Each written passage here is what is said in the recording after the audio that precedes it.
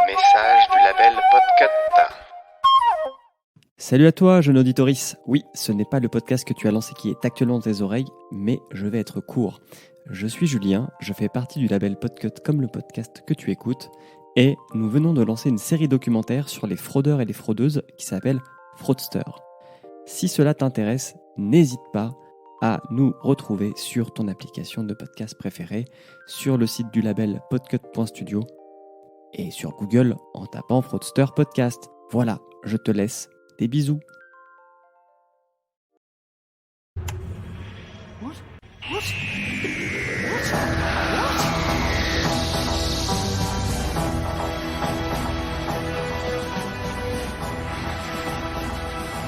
Bonsoir et bienvenue dans Dr Watt, le podcast qui vous parlera de docteur, mais jamais au grand jamais de bronchiolite. Un traumatisme lié aux enfants ? Oui, tout à fait, c'est ma vie actuelle. Nous sommes heureux de vous retrouver pour cette nouvelle aventure, l'épisode numéro 3 de la saison 1 du reboot de Doctor Who, The Unquiet Dead. Et pour cela, je suis accompagné de toute la fine équipe, à commencer par Zu. Salut, mon nom a encore changé, ça me surprend à chaque fois, j'adore ça. Tout à fait. Ah mais il est revenu au début. Non, on essaye. Ah, bravo. Donc vous venez de l'entendre, Pomme aussi. Coucou. Et pour finir, Nampnao. Salut. Donc, comme je vous le disais, nous allons aborder l'épisode numéro 3 et je vous propose de rentrer dans le vif du sujet avec Zu qui va nous faire la petite présentation de cet épisode. Donc c'est un épisode qui s'appelle The Unquiet Dead en VO et Des morts inassouvis en version française. Il est sorti le 9 avril 2005 sur la BBC et le 12 novembre 2005 en France. Il a été réalisé par Euroslin et scénarisé par Mark Gatiss, un habitué des scénarios de Doctor Who. Et aussi un excellent acteur. Oui, on le retrouvera aussi en tant qu'acteur dans la série, c'est vrai, mais plus tard. Ah oui, il fait quoi ? Dans Sherlock, il fait le frère de Sherlock, justement. Oui, Mycroft. Ok. Et il est aussi scénariste de la série avec Steven Moffat. Oui, un autre nom qu'on retrouvera. Oui, et on le retrouvera dans pas longtemps d'ailleurs. Le docteur, c'est le 9e docteur, donc Christopher Eccleston. L'accompagne toujours Rose, jouée par Billie Piper. Les acteurs et actrices notables de l'épisode, alors on a Gwyneth, qui est jouée par Eve Miles. Oh, j'adore Eve Miles. Qui a mis plein de petits cœurs devant son nom ? C'est moi. Ah oui, d'accord. Pour expliquer, parce que c'est une blague non visuelle, on a un document partagé où tout est écrit, et à côté de Eve Miles, j'ai mis des cœurs. Voilà. J'en ai mis 4. 4 doubles cœurs. Et dans cet épisode, un guest pas comme les autres, Charles Dickens, qui est joué par l'acteur Simon Callow. Mais de quoi donc ça parle, The Unquiet Dead ? Le docteur cherche maintenant à emmener Rose à Naples en 1860, mais le vol est assez mouvementé et ils atterrissent en fait durant le réveillon de Noël 1869 à Cardiff. Il neige, il fait froid, les pompes funèbres locales refusent de garder leur cercueil fermé et un cadavre se balade dans la rue jusqu'à arriver au théâtre où un certain Charles Dickens fait la lecture de son conte de Noël, A Christmas Carols. Charles Dickens, des revenants, voilà de quoi plonger tête la première dans l'esprit de Noël pour cette 159e aventure télévisée de Doctor Who. Et je vais passer la main à Grand Poil, qui va nous expliquer un peu plus, mais qui est donc Charles Dickens ? Tout à fait. C'est ce qu'on fera pour chaque épisode qui abordera ou qui aura en présence une personnalité connue, historique. On fera une petite biographie, histoire de mettre tout le monde à niveau avec des informations suffisantes pour comprendre un peu, en tout cas essayer de comprendre un peu mieux les références qu'il peut y avoir dans cet épisode. Et il y en a au moins un par saison. Il y en a au moins un par saison, effectivement. Au minimum, oui. Du coup, ce qu'il faut savoir de Charles John Upham Dickens, il est né le 7 février 1812 à Portsmouth et c'est le second de 8 enfants. Il vécut donc une enfance heureuse jusqu'à ce qu'il soit obligé de quitter l'école pour travailler dans un entrepôt de cirage et teinture où il doit 10 heures par jour coller des étiquettes sur des flacons pour rembourser les dettes accumulées par son père à ce moment en prison. Donc une enfance de rêve a priori. Cet épisode douloureux durera quelques mois, mais le traumatisera durablement, et on retrouve ce traumatisme dans pas mal de ses œuvres, comme Oliver Twist ou David Copperfield. En 1832, alors âgé de 20 ans, il commence à écrire et il arrive à voyager à travers le Royaume-Uni pour le Morning Chronicle. Il rencontre rapidement le succès dans sa vie professionnelle comme dans sa vie personnelle, et 4 ans plus tard, il écrira sous forme de série Oliver Twist. Son plus jeune frère, Frédéric, et la sœur de sa femme, Marie, emménageront avec eux pour les aider à s'occuper de leur premier enfant.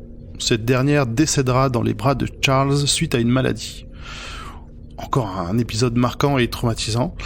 Par la suite, il idéalisera Marie, s'en inspira fortement pour les personnages de Rose Maylie dans Oliver Twist, qu'il n'aura pas le courage de tuer, et plus tard le personnage de la petite Nell dans le magasin des antiquités, The Old Curiosity Shop, dont le frère s'appelle Frédéric, comme par hasard.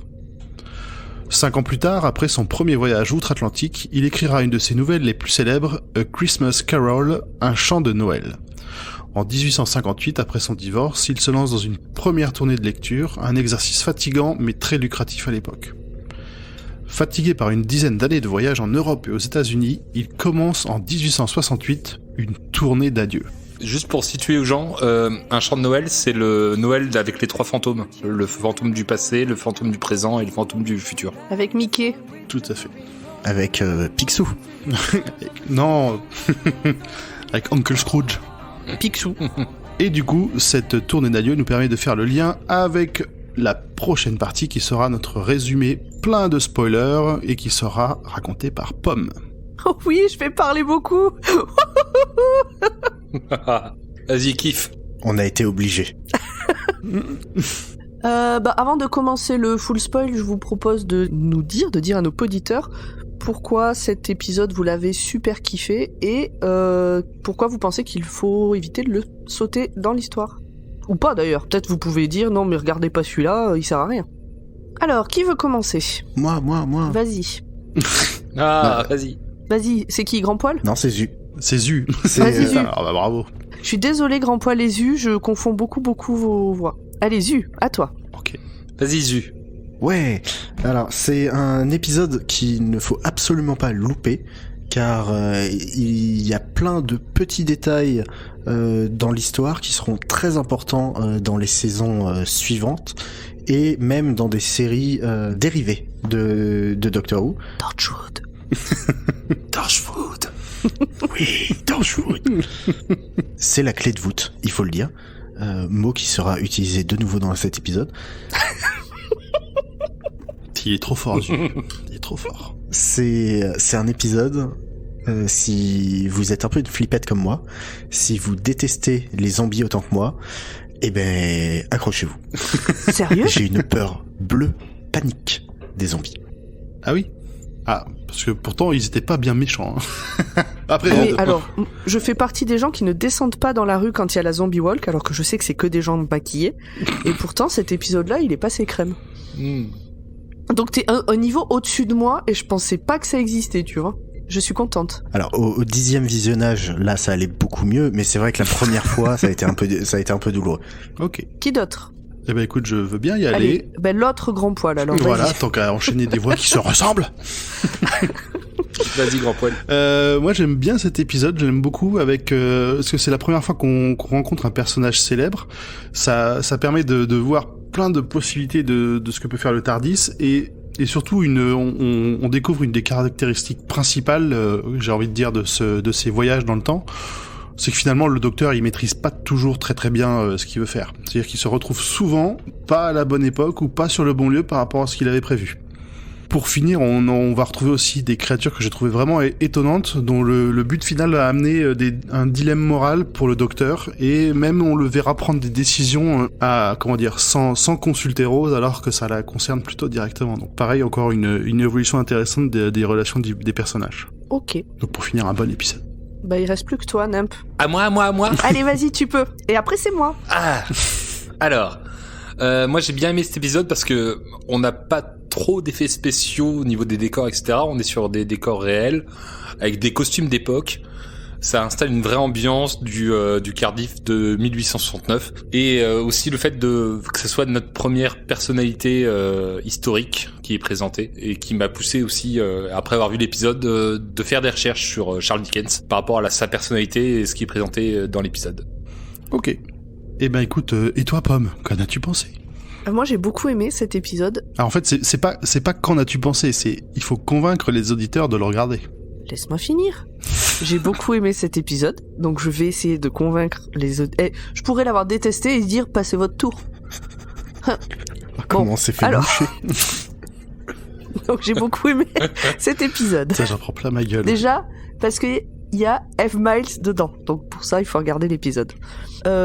Sinon, moi, mes épisodes préférés de Doctor Who de manière générale sont ceux qui se passent plutôt sur Terre et plutôt dans le passé, donc du coup je suis assez servi avec celui-là. Après, il y a déjà 3 personnes qui ont parlé avant moi, donc encore une fois, je vais répéter des trucs déjà dits, mais effectivement, on voit un caractère du docteur qui en fait un peu casse sa tête et faut le suivre, d'un docteur qui malgré tout est prêt à se sacrifier parfois. Ouais, voilà. Écoute, la prochaine fois, tu passeras en première. Non, mais vous avez déjà tout dit parce que vous êtes absolument fabuleux. Et complet. Donc du coup, je ne peux rien rajouter. Cœur sur toi. Regardez cet épisode. C'est beau ce que tu dis. Et du coup, pour satisfaire ta soif de mégalomanie, tu peux enchaîner sur le résumé de spoil. Oh oui.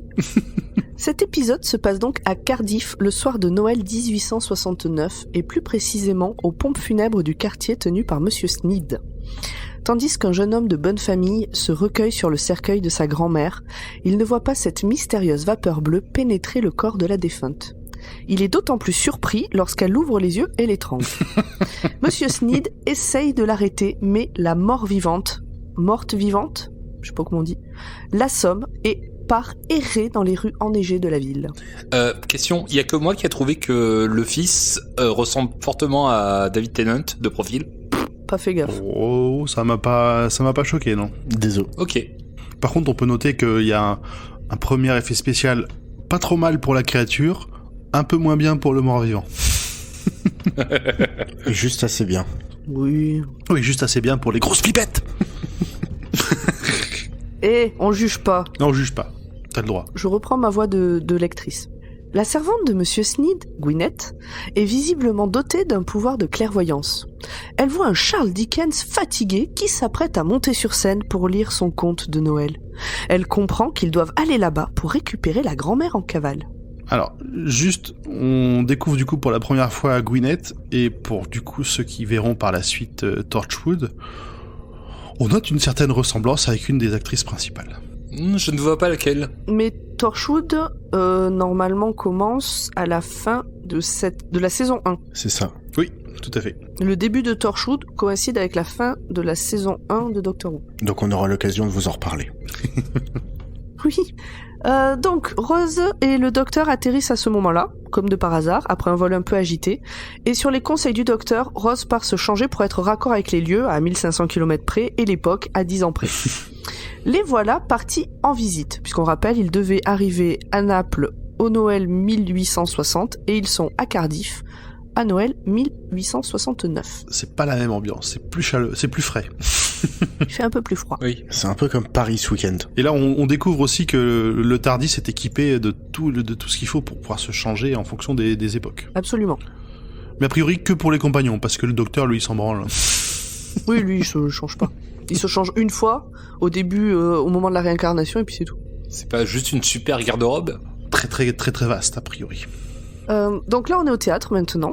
Et alors que Dickens atteint un moment de tension dans son récit, Madame Pierce, donc la grand-mère, qui est assise dans le public, commence à briller d'une lumière bleutée avant de laisser échapper par sa bouche un gaz à la forme humanoïde qui se met à tournoyer dans la salle en criant.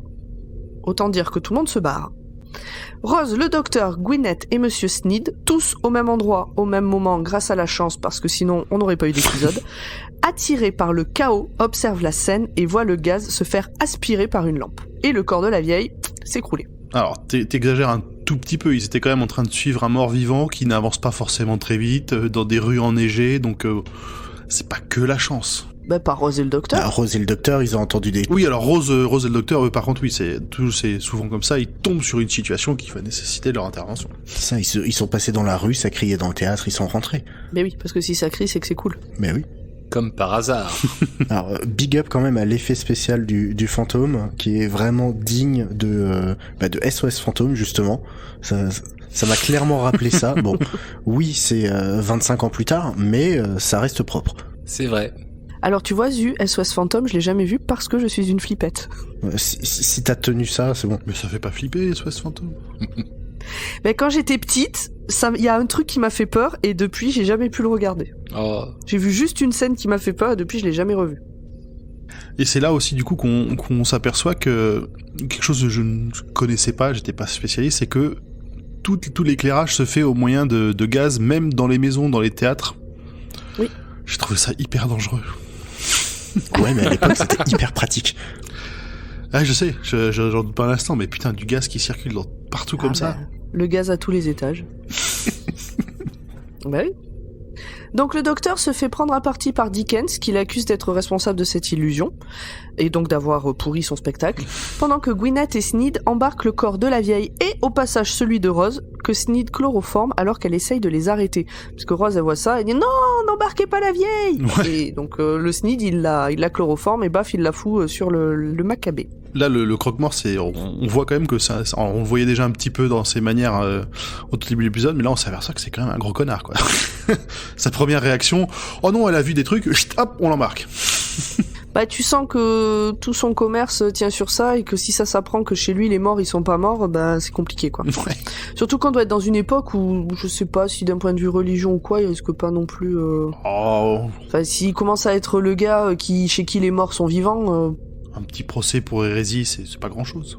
Ouais, je sais pas si ça se faisait à cette époque-là, mais bon. Malgré tout, bon. On voit Gwyneth finir de monter le corps de Rose dans la voiture, toute seule. Donc elle est vachement costaud quand même. Bah oui, elle doit tout faire, l'autre il fait rien par donner des ordres. J'avoue. Donc remarquant que sa partenaire a disparu, le docteur se lance à sa recherche, et ça arrive souvent, assisté d'un Charles Dickens, ça arrive que là. Le docteur confie à Dickens que la mort de la petite Nell dans le magasin d'antiquités, donc en anglais The Old Curiosity Shop, l'a particulièrement marqué. Et du coup, Dickens est un peu flatté quand même que le docteur ait lu ses œuvres. Oui, il lui fait une grande tirade, il lui explique que c'est son plus grand fan. Oui, c'est vrai. Et Dickens le regarde, lui fait « Mais vous n'avez pas du tout l'air de pouvoir me rafraîchir, hein. C'est très étrange. » Parce qu'un fan en anglais, c'est un ventilateur. Et oui, et alors cette vanne, je ne l'avais jamais comprise. Ah. Et vous savez pourquoi je l'ai comprise là? Parce que à Noël, j'étais chez mes parents qui ont des espèces de chauffage clim réversible là, et que donc il y avait écrit fan sur la commande et que je savais pas ce que c'était. Et donc j'ai appris comme ça ce que c'était et j'ai enfin compris cette vanne. Mieux vaut tard que jamais. Mais oui! Mais là, c'est bien tard quand même. Hein. Bah, le problème, c'est que la traduction, même en sous-titre, elle passe pas cette vanne traduite. Oui. Et donc, il demande ce que c'est un fanatique. Alors, ça fait peur. Je suis votre plus grand ventilateur. Ouais. Non, ça c'était l'épisode d'avant.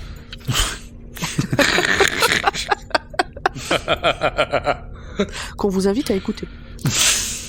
Pour ceux qui ne l'auraient pas fait. Donc Rose se réveille dans les pompes funèbres alors que les corps de Madame Pierce et son petit-fils, à nouveau possédés par le gaz, commencent à s'approcher d'elle.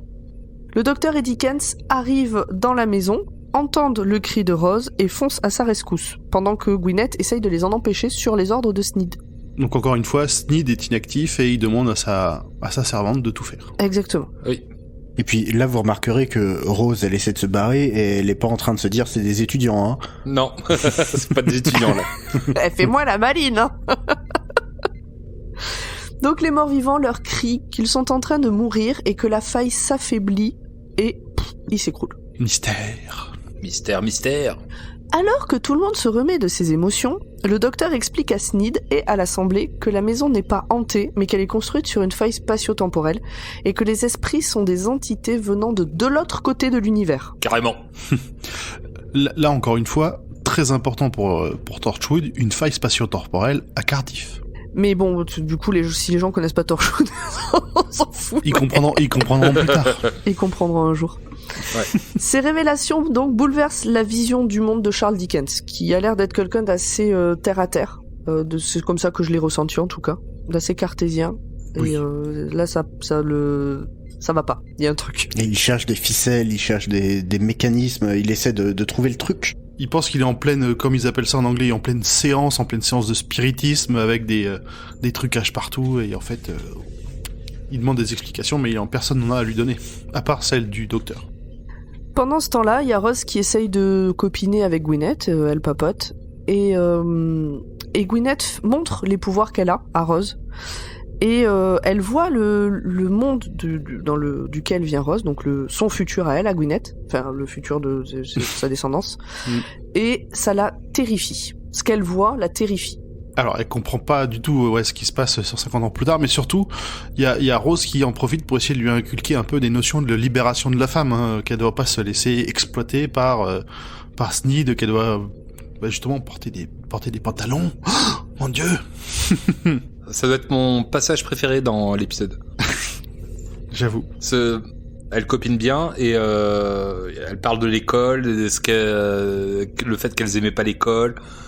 Rose lui dit j'en profitais pour sécher, pour aller voir les garçons. Et là t'as l'autre qui devient toute rouge. Ah non, maintenant t'as les garçons. Ouh. Oh. Et elle dit qu'elle allait tous les dimanches à l'école après la messe, Gwyneth. C'est ça. Ce n'est pas une gourgandine. Tout à fait. Et donc elle est éduquée puisqu'elle allait tous les dimanches à l'école après la messe. Pour apprendre à compter. Alors Gwyneth voit autre chose aussi dans l'esprit de Rose qu'on apprend à ce moment-là, c'est que le père de Rose est mort. Oui, c'est vrai. Ah oui, j'avais oublié, j'avais pas noté ce détail, donc. J'avais pas noté non plus. Donc voilà, effectivement. Et donc on voit aussi, elle décrit le futur avec des...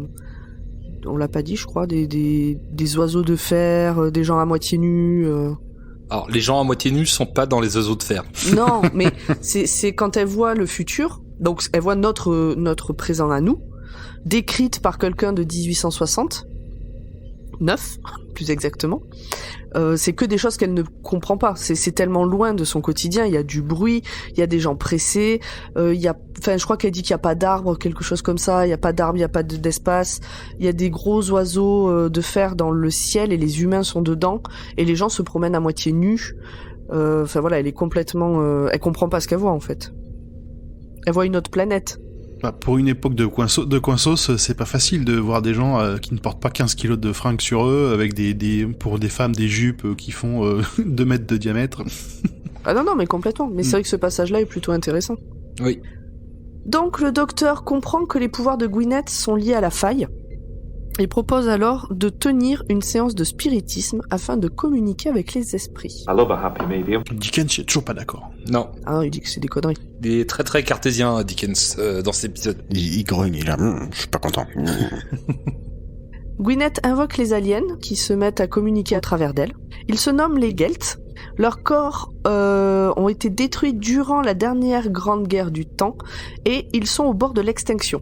On a encore une conséquence de la guerre du temps qui est un truc qui va faire chier la Terre, quoi. On avait dès le premier là la conscience collective, c'était la guerre du temps. Le deuxième, on a la même chose avec la guerre du temps qu'a wipé les Time Lords. Et là, encore une fois, la guerre du temps. Oui, puis on sent que les Guelfs tirent sur les ficelles, sur les cordes sensibles du docteur. On n'a plus de planète, c'est à cause de la guerre du temps, il faut nous aider. Avec des voix de petites filles un peu métallisées. Ouais. Oui. Donc les Gelt demandent à Gwyneth d'ouvrir la faille pour leur permettre de prendre possession des corps des morts et ainsi trouver une solution plus permanente. Ça paraît équitable. Gwyneth les entend depuis toujours et elle les appelle ses anges. Oui. Donc elle est pour les aider. Elle veut aider ses anges. My angel. Par contre, Rose, elle est totalement contre cette solution. Profaner les morts, la solution de profaner les morts, et elle sait que ça ne fonctionnera pas vu qu'il n'y a pas de morts vivants dans le futur. Et donc c'est là qu'on apprend par le docteur que le temps peut être réécrit. Que c'est pas une ligne droite qui ne changera jamais. Donc Gwyneth se place dans la faille pour servir de pont pour les Gelt, et ceux-ci commencent à arriver et à prendre la possession des corps de la morgue. Donc ça c'était ce qui était prévu. Mais ils sont beaucoup plus nombreux et beaucoup plus belliqueux que ce qu'on pensait. D'ailleurs ils tuent Sneed, et ils prennent son corps. J'ai envie de dire bien fait. Oh, exagère pas. C'est un homme de son Mais époque. oui. Qui sommes-nous pour juger? De la vouloir la mort de... Si, on peut juger complètement, oui. Coup du lapin, 10 sur 10. Hein. Non, mais les Gels maîtrisent. Hein. Déjà, le petit-fils de la grand-mère, coup du lapin à une main. Bon, là, Sneed, ils y sont bien à deux mains, mais quand même, impressionnant. C'est chirurgical, c'est précis. Donc voyant que ça tourne au vinaigre, Dickens s'enfuit en laissant Rose et le docteur acculés dans un coin de la salle face à une mort certaine. Mais dehors, il a une idée en voyant un Gelt se faire aspirer par une lampe à gaz, puisque les Gelts sont en train de sortir de la maison pour essayer de prendre les gens dehors, et les morts qui sont dehors. Enfin... Ouais, puis ils se servent de tout ce réseau de gaz pour pouvoir se déplacer où ils veulent. Voilà. Donc, Dickens, voyant qu'il y a une solution, il revient dans la maison, il allume toutes les lampes qu'il trouve, et il rejoint le docteur et Rose pour les prévenir. Et en fait, plus précisément, il éteint les lampes et il tourne le gaz à fond. Parce que sinon, ça fait gros lance-flamme. Oui. Oui. Oui, tu as raison. Donc, dans la maison remplie de gaz, les Gelts ne peuvent maintenir leur emprise sur les corps. Ils sont aspirés par le gaz. Gwyneth ne peut pas fermer la faille, mais elle retient les Gelts de l'autre côté. Et elle fait, comment dire, elle sert de point de focalisation, on va dire. Elle est centrale à ce processus, quoi. On la voit qui peut plus bouger au milieu de la cave avec les Gels qui s'agitent autour d'elle. C'est la clé de voûte. Exactement, c'est la clé de voûte. Ah oui, j'aurais pas mieux dit. Et donc elle a compris ce qu'expliquait Dickens, et elle sort de son tablier une petite boîte d'allumettes. Alors là aussi, Rose, elle est pas d'accord avec la solution. Et elle dit au docteur, il faut la sauver, il faut pas la laisser, faut pas qu'elle parte. Le docteur essaie quand même de prendre la place de la servante, mais il abandonne quand il réalise qu'elle est déjà morte et qu'elle est sûrement morte depuis le moment où elle a pénétré la faille. Moi, j'ai deux interprétations sur ce passage-là. Est-ce que il dit qu'elle était déjà probablement morte depuis qu'elle est rentrée dans la faille parce que de toute façon elle aurait pas pu en sortir, il pouvait pas prendre sa place? Ou alors est-ce que c'est ce qu'il va dire à Rose, parce qu'on les voit discuter, le docteur et puis Gwyneth sans entendre ce qu'ils se disent.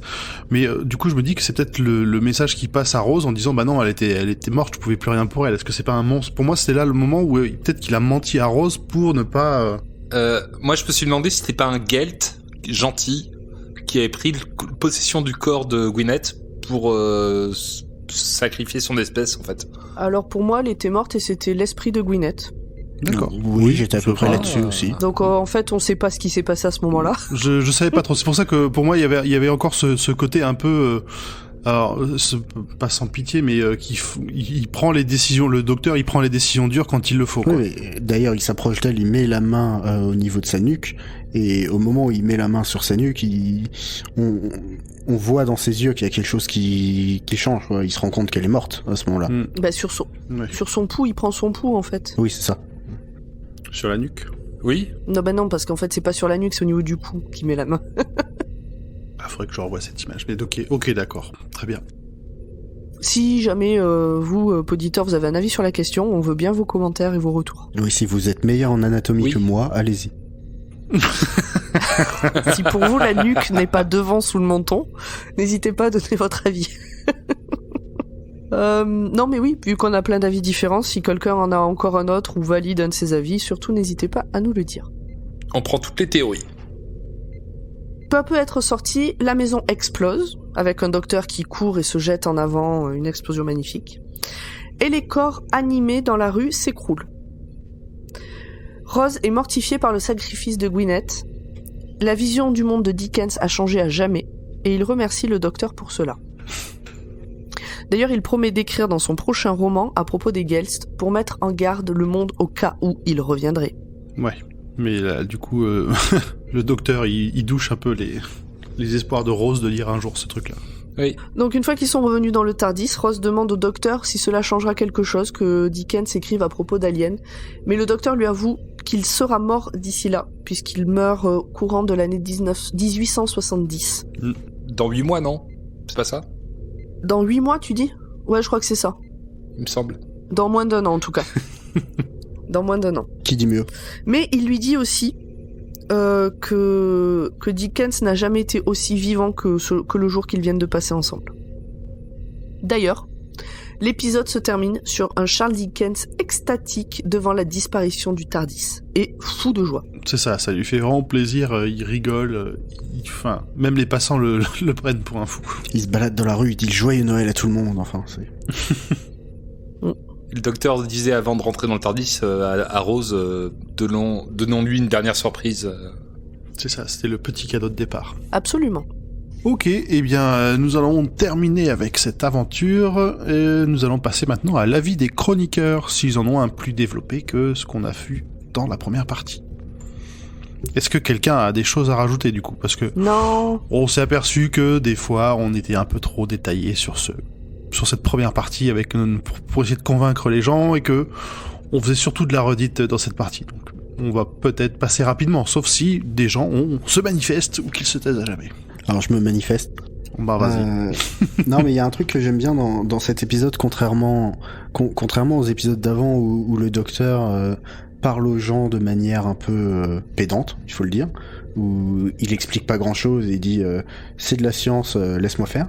Là, il fait l'effort d'expliquer, de faire des métaphores qui soient compréhensibles par les gens de l'époque, notamment vis-à-vis des Guelfs, où il explique que les Guelfs, par rapport au corps, ce sont comme des conducteurs pour un véhicule, que ce sont des voyageurs venant du nord, du très loin au nord, et que la route elle est bloquée, et que Gwyneth peut leur ouvrir la route.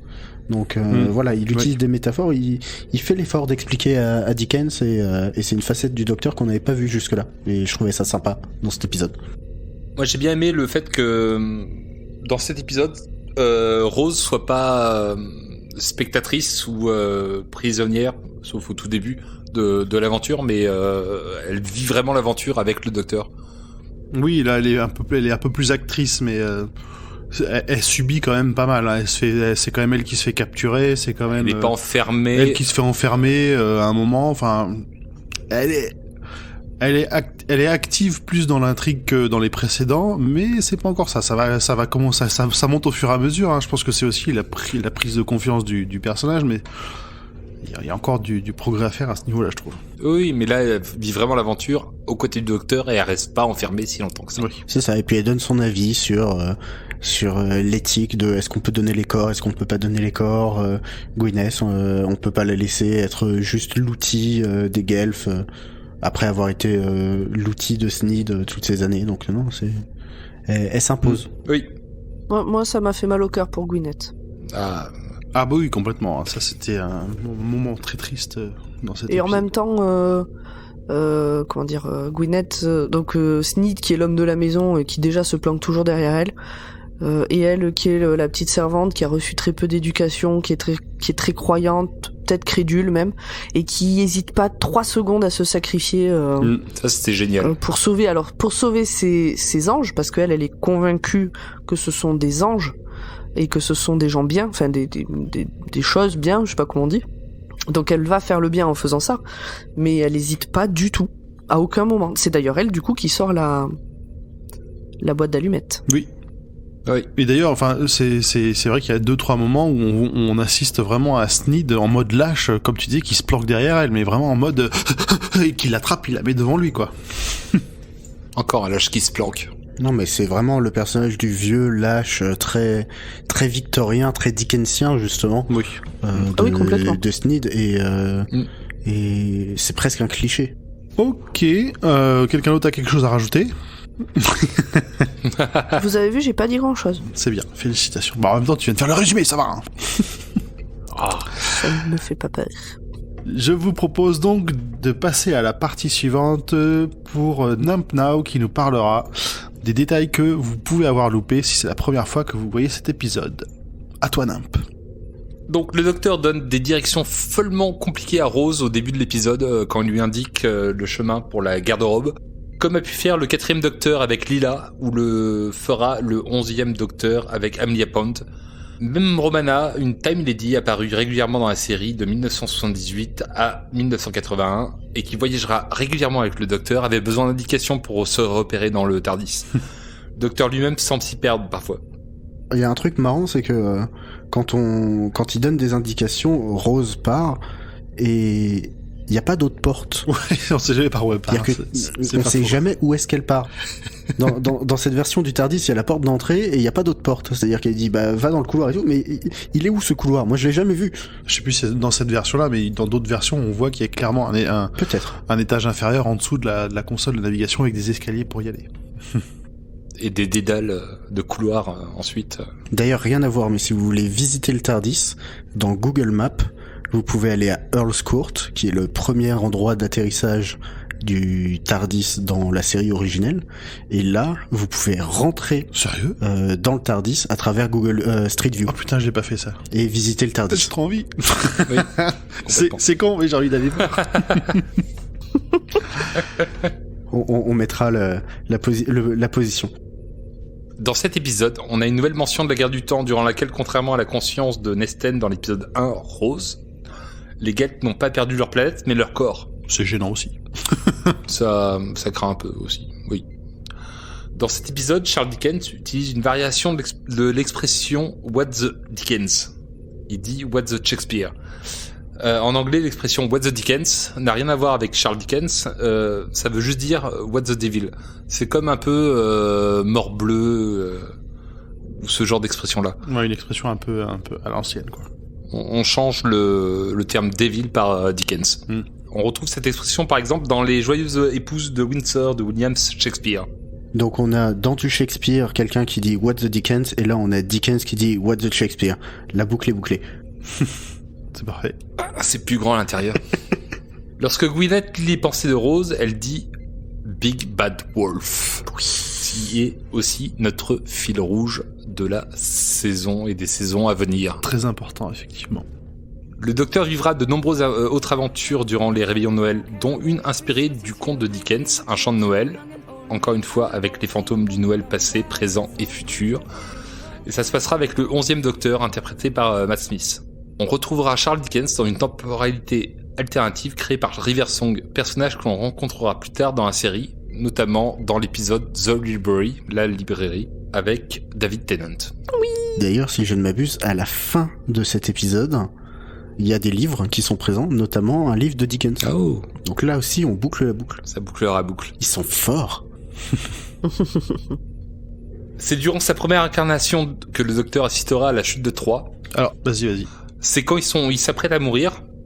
Le Docteur énumère tout ce qu'il a fait. J'ai vu la chute de Troie, j'ai vu je ne sais plus quoi, La 5e guerre mondiale. la 5e guerre mondiale. D'accord, je comprends mieux. Et ça, c'est dans la 20e aventure télévisée de 1965, The Myth Maker. J'ai cherché le titre français, ça n'existait pas à l'époque. Le faiseur de mythes. Je pense que la première saison n'a jamais été traduite en français.